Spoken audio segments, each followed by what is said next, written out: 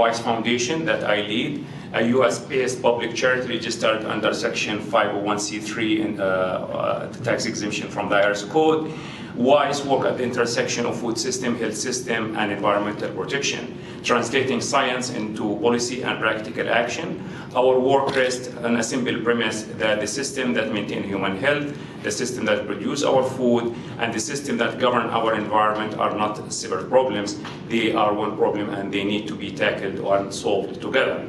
Wildfire and smoke that generate is precisely sit at those intersections. A wildfire is an environmental event and it is consequences that does not stay in the forest. As we all know, smoke cross state lines, national borders, degrading air quality and affecting the populations hundreds of miles away. It drives respiratory, cardiovascular disease, other health problems. It strains the already strained and health system that are under pressure.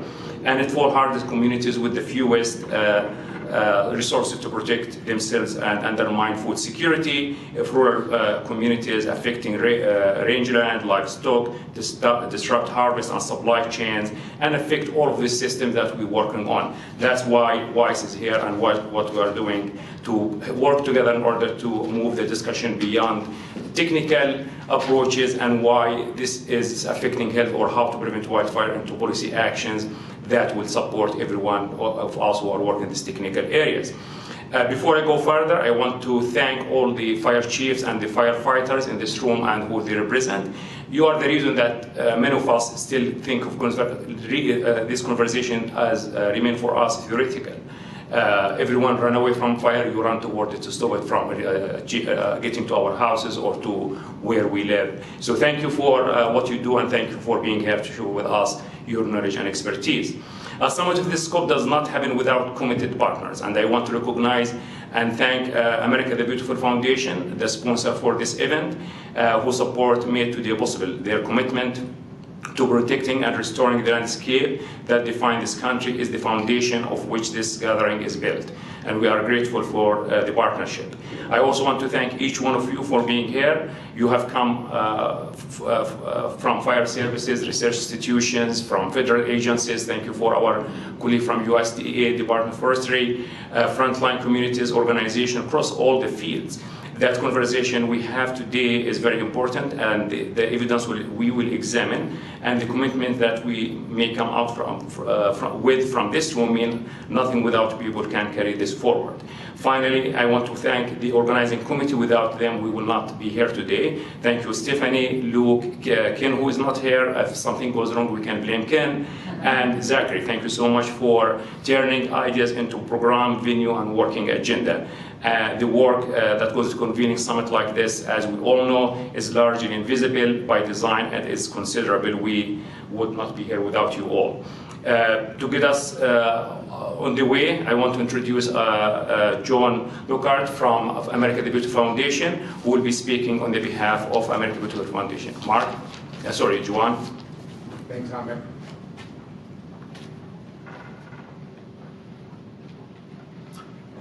All right, hi, thank you everyone. It's really a pleasure to be here.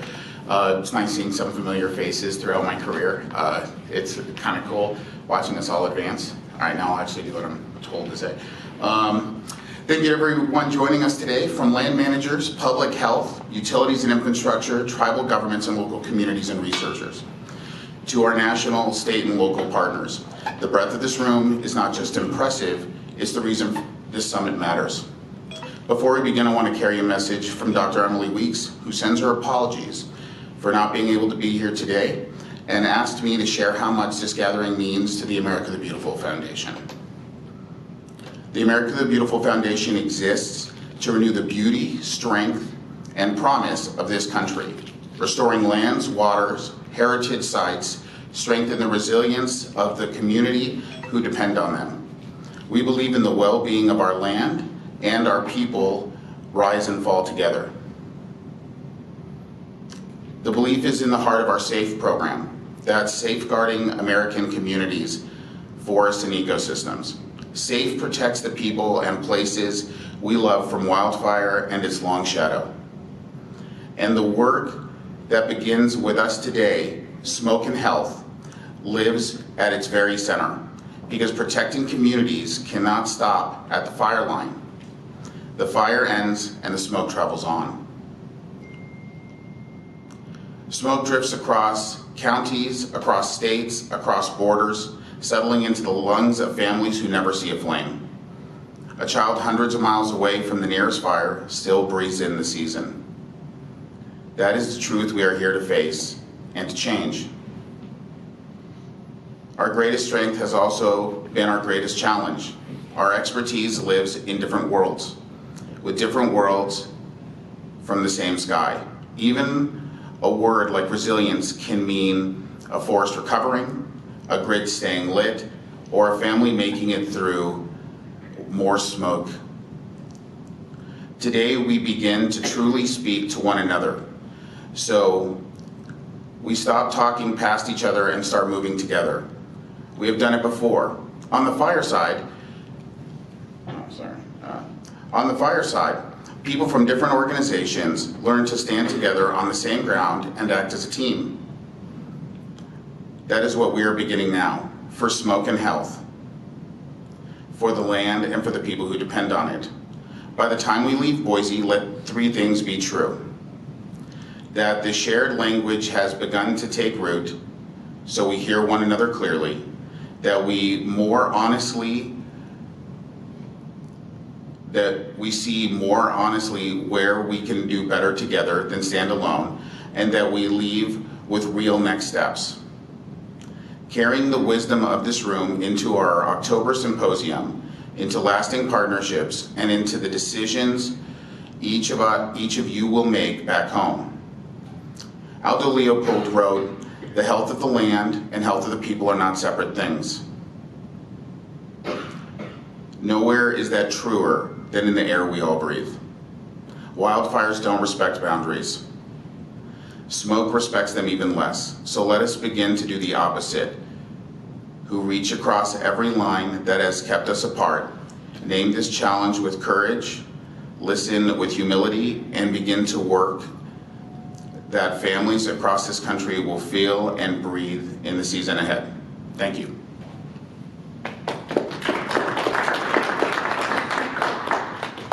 Thank you, Joanne. We'll sit and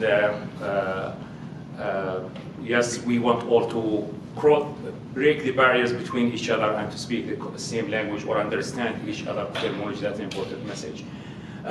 Next, I would like to introduce Mark Niemeyer, the Chief Executive Officer of Western Fire Chief or Western Chief Association. Mark, the floor is yours. Thank you. Thank you. Good morning, everyone. That's clearly not enough coffee. All right, so a little more coffee and a little louder good morning. First off, I want to welcome you to Idaho, if you have not been to Idaho before. That is my home state. And I also want to welcome you to this beautiful city of Boise, where over a 31-year career in the fire service, I got to spend my last 5 years as the fire chief here in the city. So I was very honored to do that. So welcome to Boise. Prior to that, I was the fire chief for 10 years right next door in Meridian. To give you an idea of growth in our area, you hear a little bit about growth in Idaho and other western states where people are moving into. When I became the chief in Meridian 15 years ago, we had a little population of 38,000. It was awesome. It was very easy to get out and engage our community. When I left there 10 years after that and came to be the chief here in Boise, we were at 140,000 people. So that growth is happening all across our state. And the only reason I mention that is with growth comes more risk. Right? So as you look out in our landscape here, these beautiful, what we call foothills. I love it when our Midwesterners come to join us because they say those are awesome mountains. And I say, hold my beer, I'll take it at real mountains. But as you look out at those foothills, everybody wants to build into them. And they also want to build into our forests because it's beautiful and that's where they want to live. And with that comes increased risk in man-made started fires. As a firefighter, we focus on putting the fire out. Bob Horton was also a firefighter. He's sitting right here to my left, or to my right. Bob also worked with us at the Western, now with the U.S. Fire Administration. Firefighters want to do one thing, and that's put the fire out. And I think that's part of the answer that we'll all probably discuss today. As a fire chief, I started looking at things like these foothills and said, I need to look at land management. And that's a different perspective for a fire chief as far as land management. When it comes to the smoke and health issue, and I want to bring up this little valley that we're in right now, not unlike many other valleys in our western landscape. When we have a fire, much like we had 2 years ago in these beautiful foothills that burned about 12,000 acres and threatened several neighborhood communities, we had smoke that set into this valley. And when you set smoke into this valley and it doesn't move, guess what you have? You have health effects. As a paramedic that was in the field operating as a paramedic for 15 years, I saw firsthand the negative health effects of smoke. It's no different than I see the negative health effects of our inversions when they happen in this valley in the wintertime. Right? And in the west especially, you see how dry it is. These foothills would still be usually green, and they're now brown.